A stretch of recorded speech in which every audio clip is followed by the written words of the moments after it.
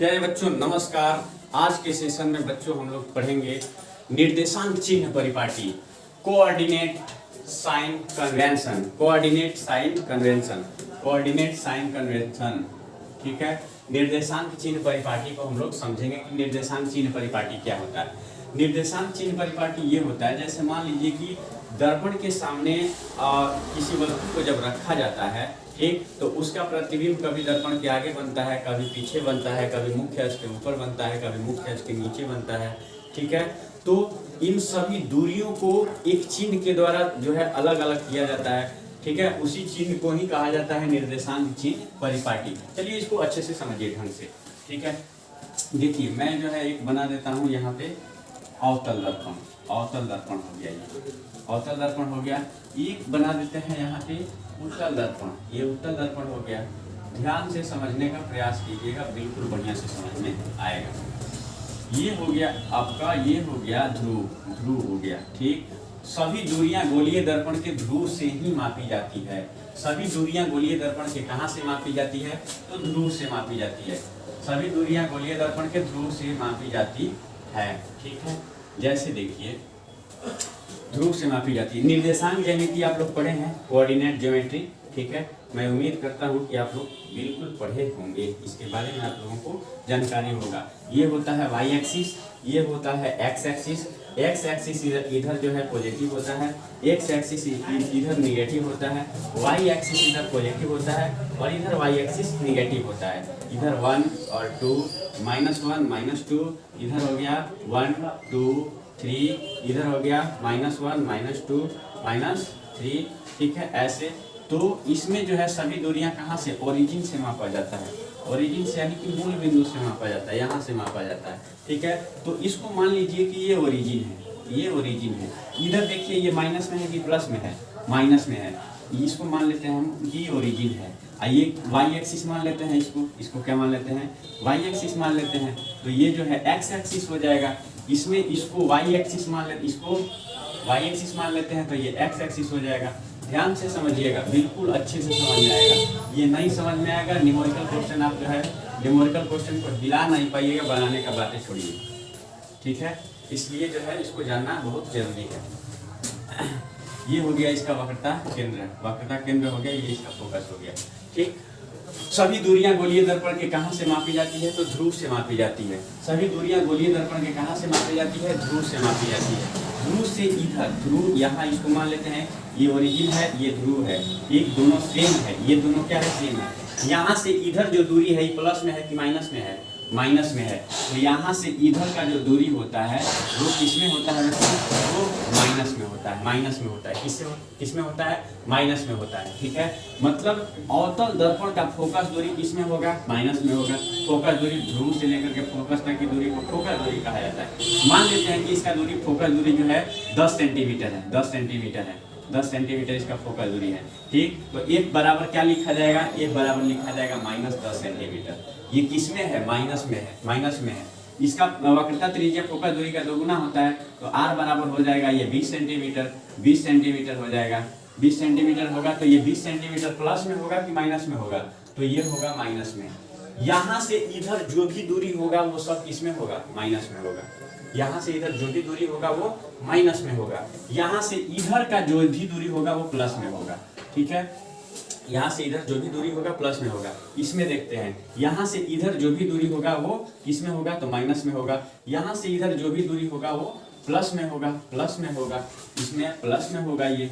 ठीक है, यहाँ से इधर दूरी प्लस में, यहाँ से इधर सॉरी, यहाँ से इधर दूरी माइनस में, यहाँ से इधर दूरी प्लस में। देखिए ये माइनस में है, ये प्लस में है, तो इधर दूरी प्लस में हो जाएगा, इधर दूरी माइनस में हो जाएगा। अब ऊपर नीचे का बात करते हैं, ऊपर नीचे का बात करते हैं। जैसे मान लीजिए कि कोई ये वस्तु है, इसका ऊंचाई है 10 सेंटीमीटर, या मान लेते हैं इसका ऊंचाई है 8 सेंटीमीटर, 8 सेंटीमीटर। इसका प्रतिबिंब बन रहा है, मानकर चलिए यहाँ पे बन रहा है। ठीक है, 12 सेंटीमीटर का ये प्रतिबिंब बन रहा है। कितना बन रहा है? 12 सेंटीमीटर का प्रतिबिंब बन रहा है।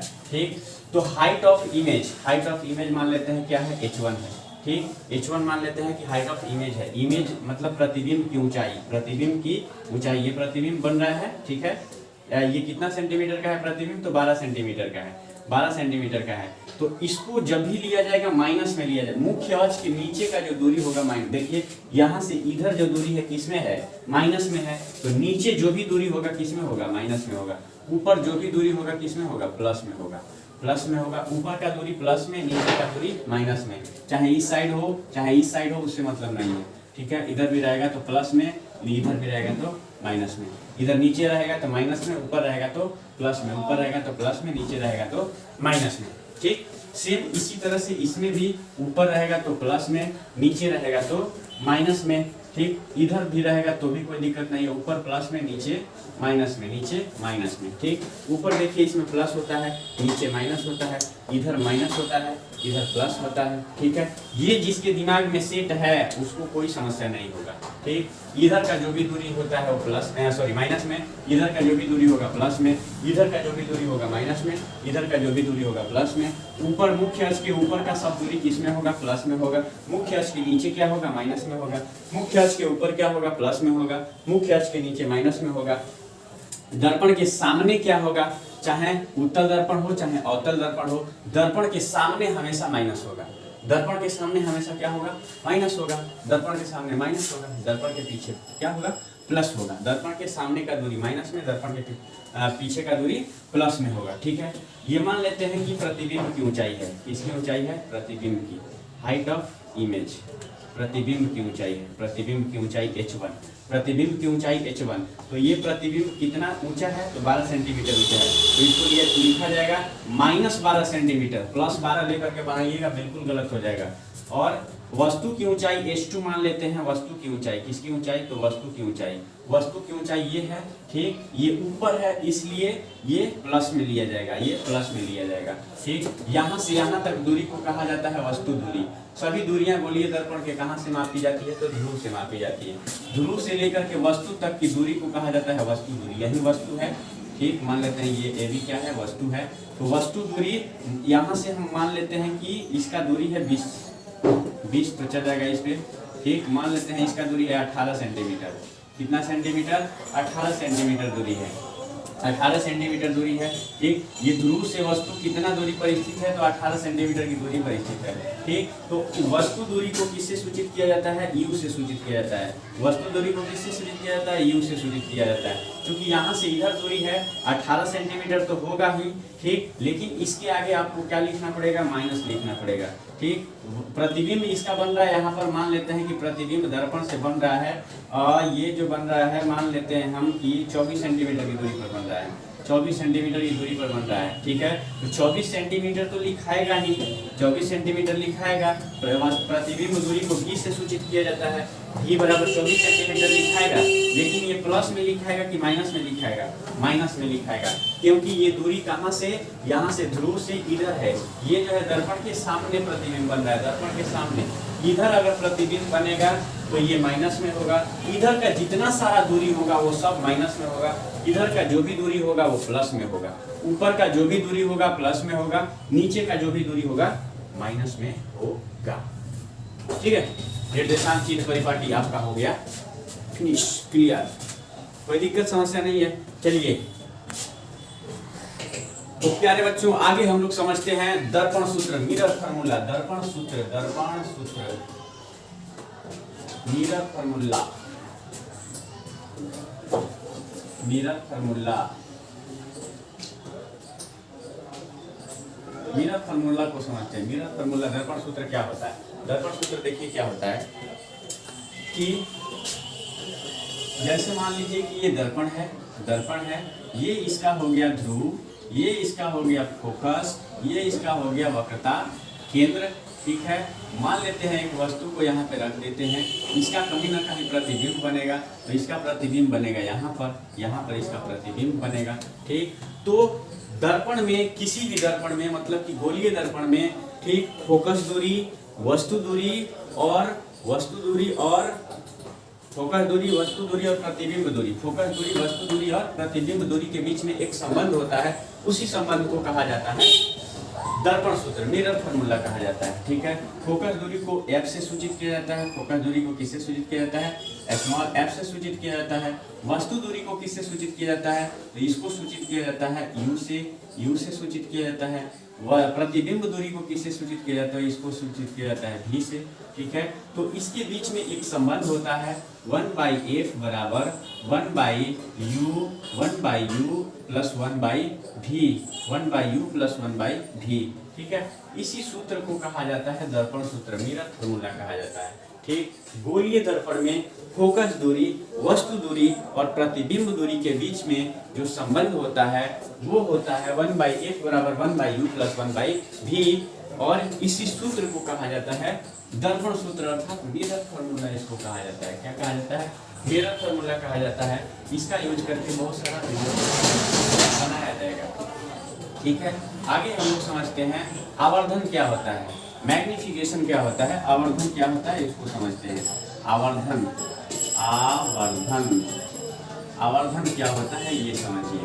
आवर्धन, ठीक है, आवर्धन प्रतिबिंब की ऊंचाई और वस्तु की ऊंचाई के अनुपात को आवर्धन कहा जाता है। प्रतिबिंब आवर्धन बराबर प्रतिबिंब की ऊंचाई बटा में वस्तु की ऊंचाई,